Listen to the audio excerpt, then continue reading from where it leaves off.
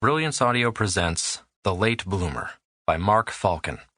Performed by Scott Merriman, Michael Crouch, Jess Nahikian, and Scott Lang. Transcript of audio recording of Kevin Gabriel March. To be truthful, when I first heard the sounds, I was lighting a bowl of pot. Most of the Western Hemisphere lay gripped by pre-dawn sleep, and there I was, sitting cross-legged on a boulder at Mount Bunnell, overlooking Lake Austin. Yeah, that's me there in your mind's eye, the silhouette of a young man holding a blue finger of flame in the dark. The bowl blooming orange. That's when it happened. Holding the smoke in my lungs, I hear this sound. Sure, I'd be thinking it too if I were you. The guy's a burnout, he's hearing stuff, yeah. But if you're reading this, the very fact that you're reading this, you know exactly what I'm talking about. And so you know a couple of hits of low-impact smoke had no role to play in what I was hearing at dawn of that morning. The morning of the day of. So let's move on. But just so you know, no, I am not a pothead, a burnout. Not being defensive, but I'm not. In fact, I was still new to the whole smoking pot thing. Sure, when you're waking and baking alone at an urban overlook, you've moved out of novice territory, but still. Really, what I was on that morning was a heartbroken and stressed-out trombonist. So I keep holding it in. I stifle a cough, feel my face go red, ropey veins popping out on my neck. I'm listening, lungs full of smoke, eyes toggling. At first, I thought they were testing the tornado sirens. The sounds started with this low, shuddering boom. Then came a wailing siren. A bomb blast, followed immediately by sirens. Something over at the military installation, Camp Mabry. They do battle reenactments over there, but at dawn?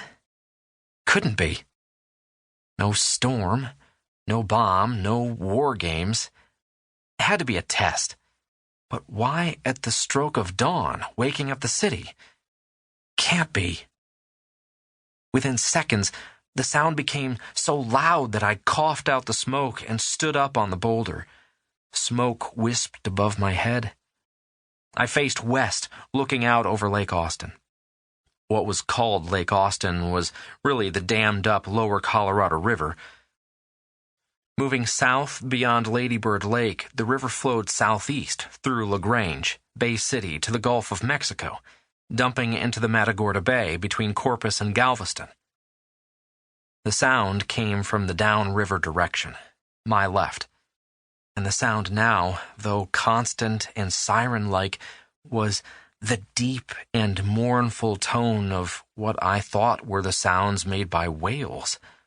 Whales in extremis. Whale sounds. In Austin, Texas. More than whale sounds. Otherworldly sounds. Countless whales, not just moaning and sighing and singing, but crying out. Screaming. I heard a distant, tinny crash. To the upriver right, on the Pennybaker Bridge, this big rust-colored double arc. There are flames. So far away that it looks like an orange wink between two dots. The dots were cars, and the fire bloomed. Had to be a big wreck to create a fire I could see from miles away.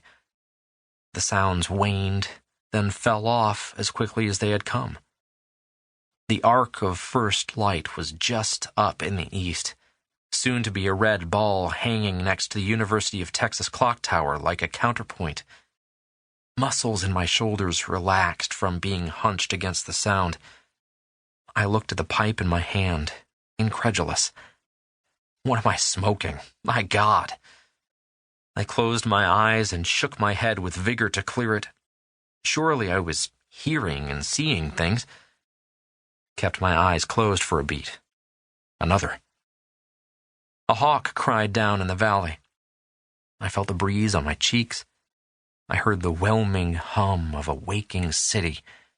With your eyes closed, you can really hear it all, the metallic clacks and low roar of a city all around you. I opened my eyes. Down on the bridge, there was a line of smoke rising to the sky, and in the distance, I heard emergency sirens, car and home alarms everywhere. Now, something caught my eye to my left. It looked like a ripple coming up the river. Slowly fetching upriver, maybe 5 feet high, stretched entirely across in an even line. Weird because the Colorado is dammed in several places between here and Matagorda, including the big one right down there, the Tom Miller Dam. I'd kayaked around Red Bud Isle often with Martin and Johnny. Tom Miller is pretty high, maybe 100 feet. Coming. Close, close, close. Trying to beat it, I jumped down from the boulder and ran up the rutted stone trail to the limestone overlook and watched it come. Riding, gliding on top of it was a large, pointed shadow. I glanced up to see what kind of cloud made that shape, moved that fast. Nothing in the sky but dawn's blue. The wave rolled past. It lapped up onto the straight-edged shorelines.